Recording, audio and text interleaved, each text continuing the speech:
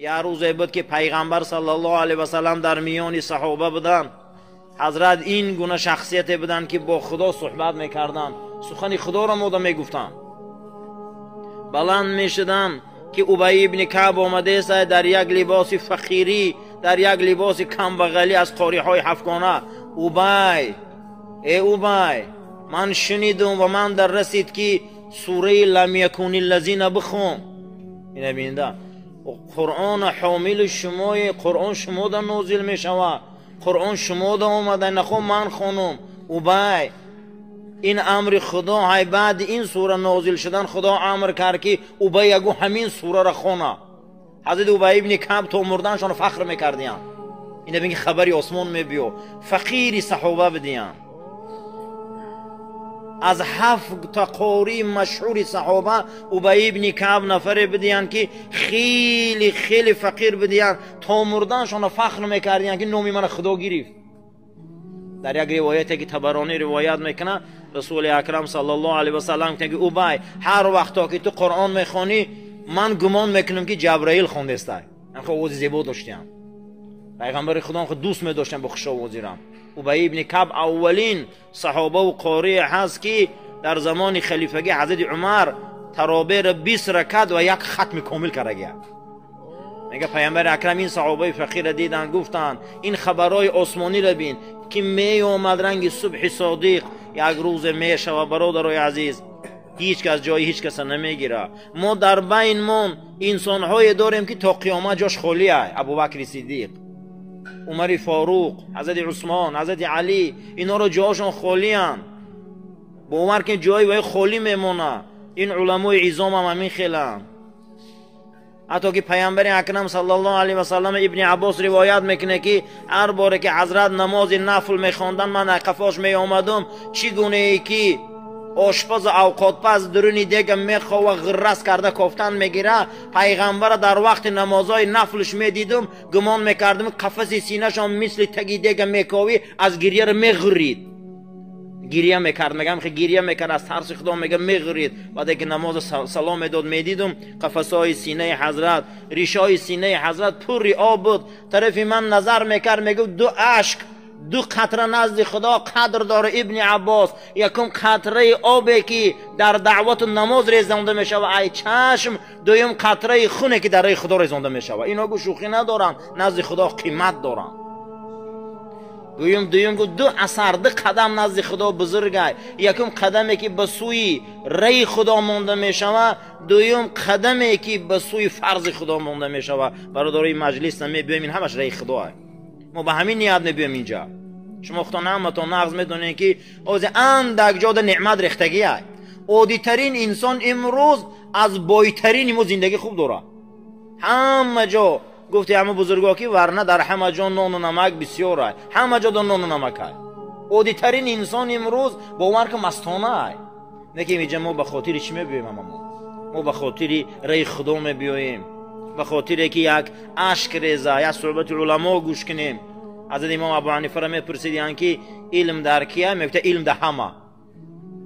علم در همه برادر. یا سخن داملا میدونه ما او را پر میکنیم، یا سخن داملا میدونه ما او را پر میکنیم. ما از دیگریمون علم میگیریم، ما از یک دیگریمون برکت میگیریم، ما از یک دیگریمون فیض میگیریم. برای همین هیچ محل این خیل مجلس را ترک نکنیم. این خالص لله های قدم را قسم به خدا در راه خدا گفته قدم خالص لله ما همجا برداشت میبینیم که خالص لله باشه. همین حدیثات عمل شوه. ابن عباس میگه نگاه میکردم رخسارهای رسول اکرم پر گریه بود. میگم تا توضیح میکرد یگان نماز پیغمبر خدا را ابن عباس میگه من ندیدم که بی گریه باشه نمازهای نفلش، همه گریه میکرد. امی ایمان بین که گریه کرده، یک کمپیر گریه کرد، میگه زار گریست که امروز پیامبر نیست، ما ای خبری آسمان دیگه به خبره.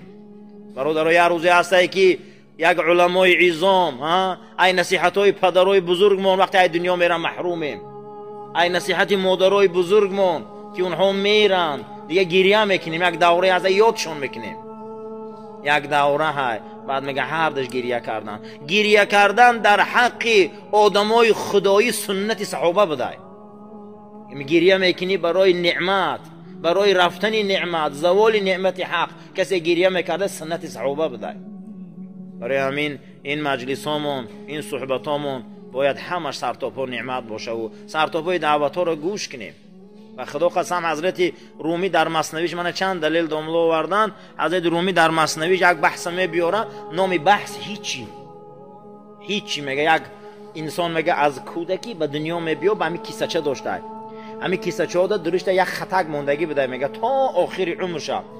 یکی کیسچه رو میگه هوی کار که درنش همیته هوی کار که دوره کودکی، نوجوانی، دبستان، کودکستان، بازی، دوره خانش، دوره دانشجویی، همین خیلی آمد میگه آخران کیسچه رو میگه هوی کار، همین خط میگه درش برابر کی نوشتگی کی همش هیچی.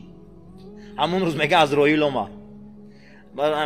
برادرها همش این سنت الهی، تجارت میکنیم، زراعت میکنیم برای زندگیمون، همش حلالش ثوابه، حرامش عقاب عذابه، شبهش عتابه. اینا نقض داریم همه این فرموده خدا و رسوله، لیکن عاقبتش رومی گفته هیچی. همه آخران کیسچه رو گفته وی کردم بنچه هیچی، پهلوانیش هم هیچی، همش هیچی میگه، همش رفت. لیکن اینجا یک چیزی هست ما رو نمیدونیم. در دیگر جاش حضرت رومی میبیاره ارواحش نمارم که یک گدای آمد دهنی دری آسیاب کو که آسیابان برآمد که دید که کودک زیاده داره گریه داره که از برای خدای گنجشتگی کودکام هلاک میشن، که مثنویش درازه. و میگه اورم همین روی مالچش وی کرد، میگه یک کاسه گندم داد و همین خدوته میتونم. و میگه دو گریریخ بس طرف خونش رفتن گرفت که آسیابان میگه طرف آسمان دست برداشت که پروردگارا خی گره زندگی میره کشو، خی گره برکت چه کشو، گره تجارت چه کشو. خی روزی بعد دیده میگم گره گفتن که در همین گفتن میگه گره همون تلیچه بستگی گندم اوی شده، همه گندم در درین ریخت. و میگه دوباره داد زد که من نگفتم که آخه تلیچه و گره هاشه کشو، و من گفتم که گره زندگی شکشو، برکت شکشو. همه گندمو در درین خاک ریخت. میگه او این دوباره 10 زد بوله گندمو در خاک جمع کردن، در 1 زد 2 زد 3 زد. میگه ای بین قم میگه 3 تا غروشه کلان تیلا بروما، هر 3 تیلا را گرفته پیش آسیابان دویده اومد. میگه این که وقت تیلا شناس بود دید گفت 1 سال آذوقه جمع کردی. و میگه من گریه کردم که گندمکای تو ریخ، دلم سوخت، اما ای حکمت درونی ریخ به خبر بدم.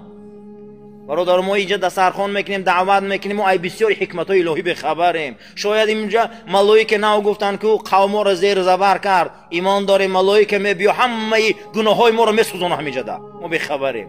نامه اعمال ما را بالاش خط میکشه، به خبریم.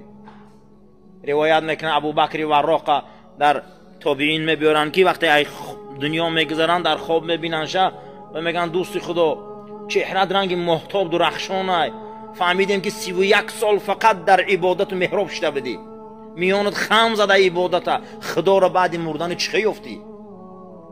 در وقتی که من برده شما در لحد مانده، ملائکه الهی من آسمان هفتم زیر عرش بردن. بعد از او میگه آوردن نامه اعمال میخونم، غیر کمبودی هیچی نیست. میگه همیتا، میگه هر ورقه میزنم همه کمبودی های همه پیش بخوری. میگه از شرم و لرزه را همین خیلی لرزیدم که خیالی کردم دندونم میغلطه. بعد از اون میگه صدای اومد که سرت بردار وراق، سرت بلند که. میگه برداشت مبت نگاه کردم، گفته اکنون دیدی ای کردگیات در دهن مردم 31 سال و 30 و چند سال دیدی هیچی ای گفت هیچی. گفت این نقض دان و فهم، یک نامی ما ستاره، یک نامی ما ستاره. هر یک ورق نامه اعمال تا در پرده های مغفرت غفران و ستاریم میپیچانم، خودت میدونی. در این روز تا قیامت کسی ایره نمیدونه دیگه. سرت بلند که نامه اعمال ما میگه هم مشه پیچان در نامی ستاریش، یگان عیب گفت کسی نمیفهمه در قیامت. برای همین ما هم از همین معرکه و نشستمون امید داریم که پروردگار عیبای ما را ستر کنه، گناهامون را ستر کنه. کمبودیامون زیاده، لغزشمون زیاده، پیش بخوریامون زیاده. مقصد همین برادرها همینه. بازم میگم این دسترخوان و نان و نمک در خانه هممون هست، لیکن یک قدم یکم به خاطر خدای، قدم دوم که خدای عیبای ما را سوزان، خدای گناههای ما را پاک. نام تو ستاره، تو بسیار عیبا را میپوشانی. انمو خدایی که از یک قطره آب ده این قدر صورت بخشیدن ده او قدرت چه نشان داد. ایمانی کامل داریم که چی آفت و مصیبت و بلایی که بالای سری ما ده میبیامش دفع میکنه. همش برطرف میکنه. اون هم خدای بزرگه، او هم خیلی خدایی هست که به یک استغفرالله کوی گناه میسوزونه. او خدایی هست که اگر از روی عدل و از روی واقعیت عدل اگر کار گیره، شطور ای پیلش که سوزن میگذرونه. همش ما امید داریم. حضرت ابوبکر و عمر از نماز بامداد برآمدن، حدیث بخاری مسلم روایت میکنم، گفتن دائما رسول اکرم صلی الله علیه و سلم، راوی حدیث انس ابن مالک میگه حضرت ابوبکر طرف حضرت عمر گفتن که از نماز بامداد تمام شدنش برآمدن، گفتن دائما پیغمبر خدا بعد نماز ایمن زیارت میکرد. ایمن خبر میگرفت بیا اکنون ما هم ریم از زیارتش کنیم، زیرا رسول اکرم ایمن زیارت میکردن. میگه هردمان رفتیم، وقتی ایمن زیارت کردن که ایمن گریه کرد میگه رخسارهاش پوری آب شده و میگه از ابوبکر میگه من گفتم چی گیره میکنی ایمن؟ پیغمبر جای بهترین رفت، از این دنیا جای خوب رفت، نزد خدا رفت، چی گریه میکنی اخی؟ 1000 مرتبه این رسول میگه 1000 بار ایجا خوبه اوجا رفت، پیش خدا رفت، اون قدر حرمت و احترام، این قدر جای بزرگ رفت، چی گریه میکنی ایمن؟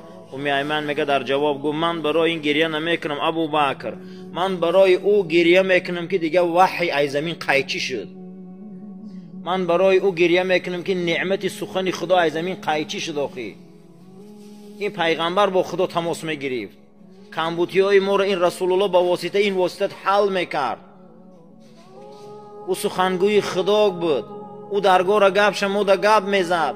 من برای انامین گریه میکنم ابوبکر، امروز از آسمان خبری آسمان ما ده کی می آورده باشه، کی او را گپ میزده باشه؟ یک بار میگه بعد گفتن این سخن هر سش گریه کردن، همین گریه کردن کی میگه هیچ محل. انس ابن مالک میگه گریه ابوبکر خیلی ندیده بودم.